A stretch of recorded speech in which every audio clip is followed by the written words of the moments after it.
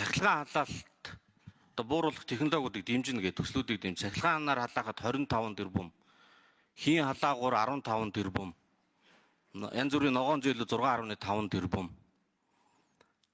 Одоо ингээд нийлбэр нь 40 бас 40 гаруй тэрбум байна. Эднийг бид нэр хийхээр утаа буурах юм уу?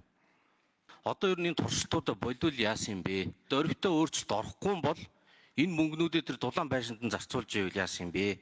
Асуулт нь 2-ын 3-ын 1-ийн 19 дээр хавсралт 2-ын агаар орчны бохирдлыг бууруулах цогц зарах хэмжээнд 31 тэрбум төгрөг байна. Цогц зарах хэмжээ гэдэг маань юу вэ? Энэ томьёолыг задлж хэлж өгнө гэж хүсмээр байна.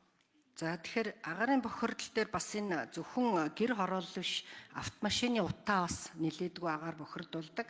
Тэгэхээр хэд хоногийн өмнө манай одоо сайдын албан даалгавар гарсан байгаа. Ер нь энэ Евро 5 стандарт руу одоо шилжих ажлаа бид нар төрөвчлөх ёстой. Яг тэгэхээр өнөөдөр мөрдөгдөж байгаа одоо агаарын бохирдлын тухай хууль бол Евро 5 стандартыг хэрэглэхээр өөрөөр хэлбэл стандарт хангасан шатхуун хэрэглэх гэж заасан байхад бид нар одоо хуулиа биелүүлэх үүднээс хэрэглэх ёстой. Хэрэв Евро 5-ыг одоо ашиглаж чадах юм бол автомашины утаанаас ялгарх тоосон цэрэг 95%, нүүрс хүчил болон метахийг 80%, азотын эслийг 90% хүртэл одоо бууруулдаг ийм одоо ач холбогдолтой байгаа.